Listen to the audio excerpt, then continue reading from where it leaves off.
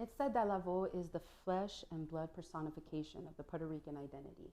Now, why would Mark Shapiro comment that? What value does Hector Lavoe bring into the Puerto Rican culture and even Latin America? So that's something we're going to be diving in today, is who is Hector Lavoe? Now, born on September 30th of 1946, El Cheche de la Salsa was born in Ponce, Puerto Rico by his mother, Francisca Martinez, known as Panchita, and his father, Luis Perez, known as Lucho, and came his sister Priscilla, and his actual name was not Hector Lavoe to begin with. It was actually Hector Juan Perez Martinez. Now, they were never born into riches, but he did find riches through music that was instilled by his father, Luis, known as Lucho. He was well known around the pueblo of Ponce for playing his guitar, playing with huge bands, but his mother was also known within the community by her beautiful voice. And unfortunately, Hector Lavoe's mother had passed away at the age of 3 years old. And at the age of 3 years old was a big heartache that he felt in his heart. And so, but he always knew that he had this musical talent within himself. Even if his father wanted him to stay in Ponce, Puerto Rico playing, he decided that he wanted to go and venture off to bigger and better things. So where did he go? He went to New York City, right? And he met his best friend at 16 years old, Roberto Garcia. And there they went and exposed to different types of music. They went and played at dance halls, at clubs.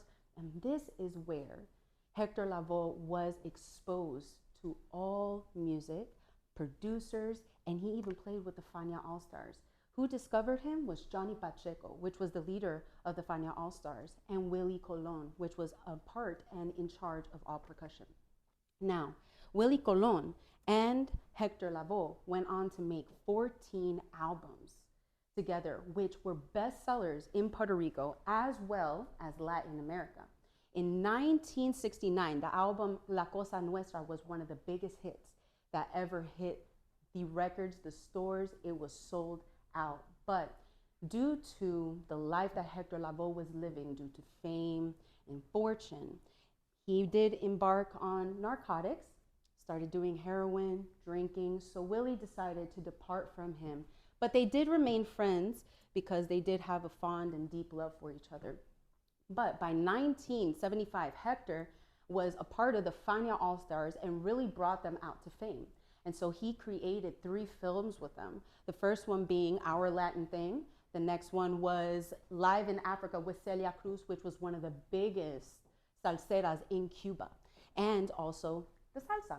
So in 1978, he came out with his signature hit that is still known till today. It's called El Cantante. That was given to him as a gift by Ruben Blades and also produced by his friend, Willie Colon.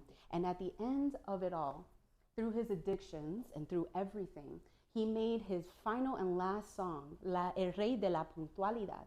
And El Rey de la Puntualidad was one of the things that really freed him from addiction. And so with that being said, through many achievements, Hector became the voice of New York salsa and also the salsa of Puerto Rico. So he was very huge for everything that he really did, and he made so many achievements at that. But as we know, everything does come to an end. So starting in 1967, Hector did fall super deep into drugs. And by October 30th of 1968, Lavoe did have his first child with Carmen Castro. And he had his first child, Jose Alberto Perez. But during that time that he had his first child, he also had an affair with the love of his life named Nilda, but known as Pucci, where he had his son, Hector Perez Jr. But unfortunately, by 1987, Hector Perez Jr. was caught in a fatal accident where his friends were playing and he was shot in the stomach.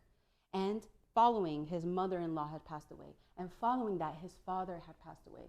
So Hector Lavoe fell into a huge and deep depression to where he couldn't stand it. He tried to attempt suicide in San Juan, Puerto Rico, in the Regency Hotel Conando, and he survived. But because of the heroin use, he did contact and was diagnosed with HIV and AIDS by 1988. And he also suffered a huge stroke by 1991. And it paralyzed his whole face to the point where his career almost ended. And so he had went through these tough trials to the point where, although he made all these beautiful songs, it was as if everybody understood and they loved him for it, but he also died of a cardiac arrest on June 29, 1993. But still, till today, his memory lives on within the Puerto Rican community as one of the people, one of the biggest influencers that really pushed our genre of music. Our signature of Puerto Rico is salsa music, and he really pushed that into perspective and into the world. And from generation to generation, we remember Hector Lavoe, and we celebrate every year in New York City at a Puerto Rican parade.